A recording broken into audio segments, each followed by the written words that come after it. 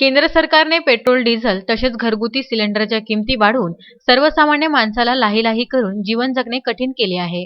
आधीच कोरोना महामारीच्या काळात लोकांच्या हाताला तब्बल 6 ते 7 महिने कामधंदा नव्हता. आता कसं तरी कामधंदा करून जनता पूर्वस्थितीत येण्याचा प्रयत्न करत असताना या पेट्रोल, डिझेल व घरगुती सिलेंडरच्या किमतीमध्ये भरमसाठ वाढ करून सर्वसामान्य माणसाचे कंबरडे मोडले आहे.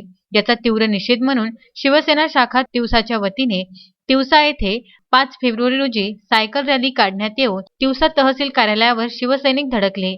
यावेळी तिवसाचे तहसीलदार वैभव फरतारे यांना निवेदन देण्यात आले.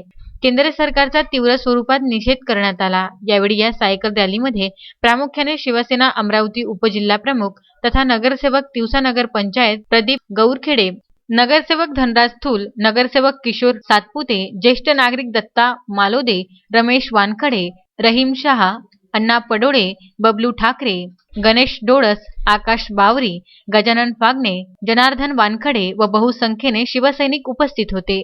रामचंद्र मुंदाने, विदर्भ न्यूज, तिवसा.